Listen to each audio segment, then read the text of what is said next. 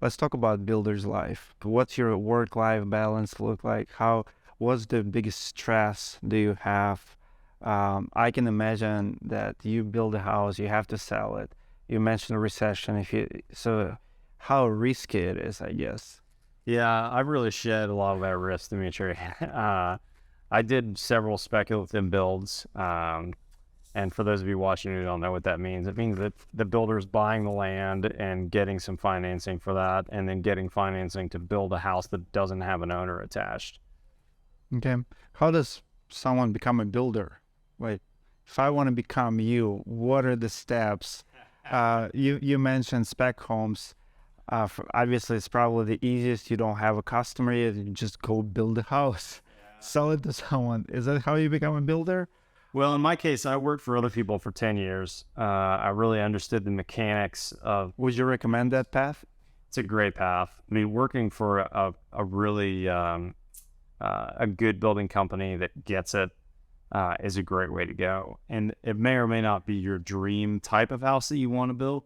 But if you're not in the industry currently, you need to understand the business. You need to understand the mechanics. You need to understand the relationships, the processes, all those things. And trying to do as many different jobs within the building world is really helpful as well. I started out, I actually did go to college for an industrial engineering degree, or industrial management degree, I should say.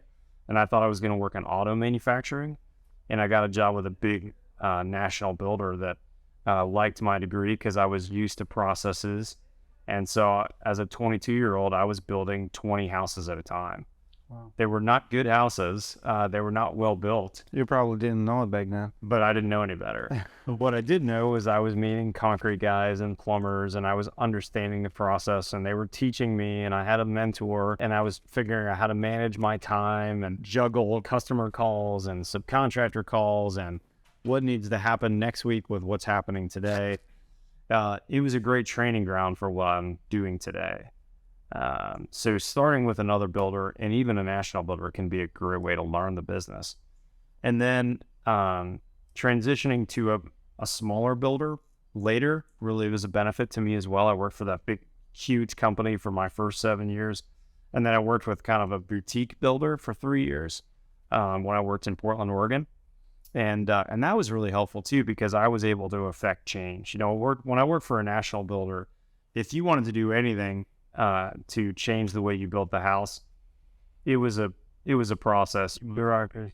Yeah. You might as well be trying to change codes or change, the tax code works. It wasn't going to happen. You built what they told you and that was it. Maybe you could do something different on a particular house because no one else knew it, but you weren't going to fundamentally change anything there. Now, when I worked for that smaller builder, I worked for them in a really critical time, which was a huge blessing in my career path. I worked for them during the EFS crisis. If you've ever heard of EFS, it's a type of fake stucco that went on a house and had I've heard about a lawsuit. Now when you said yeah. And I also worked for them during the mold crisis, which was 2001. Put a lot of builders out of business. So a lot of people out of business. And the builder I was working for got sued by a bunch of people. And I got to manage that process of lawsuits and fixing houses. It's when I learned a lot about building science and realized, gosh, if we don't pay attention to how we build these houses, they can have massive problems. Sometimes in year one, sometimes not to year 10 or year 20, but we got to really think about how we're building houses. So that was huge for me. And then after I'd worked for other people for 10 years, that's when my entrepreneurial spirit said, I got to do this. And that's when I started my own company. And I started with speculative houses because I'd moved from out of state to Texas. So I didn't know anybody. I didn't have a network of contractors. I needed to kind of figure it out. So I went to a family member and said, hey, will you loan me the money to put basically the deposit down I needed, and I'll pay you back with interest. And then I went to the bank and said, hey, I'm a new builder. I got my license. Will you loan me the other 90% I need to do this project? And they're like, yeah, no problem. We'll be glad to loan that to you. Just sign here saying that if anything happens, you'll pay us back. And the first 2 or 3 were okay. You know, the economy was bumping at the time. And the third one, I got caught really big time with my pants down. The economy totally changed. I had $1 million house on the ground that I put $1 million into it, hoping to sell it for 1.2 or 1.3, and I sold it for 700. And so the bank, I was able to pay my bank loan, but I had a different investor by that point. And thankfully that investor said, all right, just pay me back, even if it takes longer. So I put a payment plan together, and I paid off every penny of that $300,000. Must be stressful. But it took 5 years to do it. Wow. And I didn't make a lot of money during that time either. I paid a lot of debt off, but I didn't bring a lot of money home. And my wife was working at the time and worked a lot to help pay us family bills. So it was a stressful time. And then after that, I said, look, I'm not going to do this. I don't want that stress of not knowing whether you're going to make money at the end. Instead, I'm going to convince other people to build with me. And that's what I've focused on really in the last 10 plus years, and have found that that's a really great way to make a consistent paycheck month after month, is by building for other people. And people will pay for it. They pay for your expertise.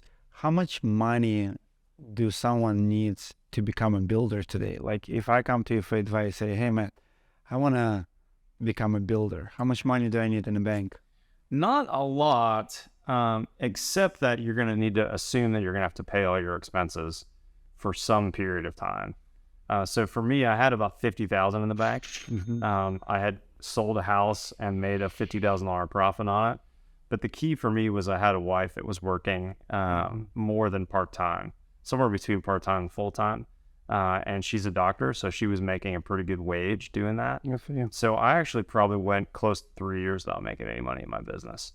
3 years, no profit. I put all the $50K that I had in it, and I basically took almost nothing. I took a little bit out, but almost nothing out during those 3 years. And we lived really minimally. And then I started, after that 3-year period, doing kind of incrementally better over time. So for me, it's been a long game, and now I'm doing really well. And I'm thankful that I have those experiences. It's paid off for me.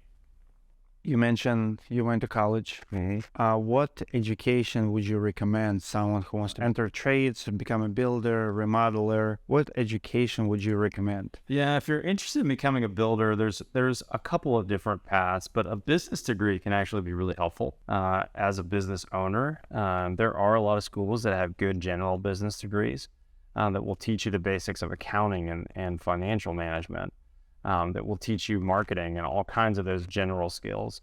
There are some programs that actually have a construction management degree. Texas A&M, which is about 2 hours from here, has a program called Construction Science, and they're training builders and especially commercial builders, but also residential builders. And a lot of guys coming out of that program, and women, are getting $75,000 to $85,000 job offers right out of college. Wow. With really no experience other than that degree. So there are some programs out there like that, and there's probably there's at least 30 or 40 programs in the U.S. that are pretty similar to that. Brigham Young has one, Penn State has one, University of Michigan has one, Purdue University has one. There's a bunch of schools out there that have some type of construction management degree. And I actually have a really good friend of mine who's a business owner, who's a little younger than me, got that degree, worked for a commercial builder for a couple of years, and then transitioned to owning his own business. And he's been really, really successful getting that degree. If you enjoy this clip and want to watch another one, click right here. If you want to watch full episode, go to the description or click right here.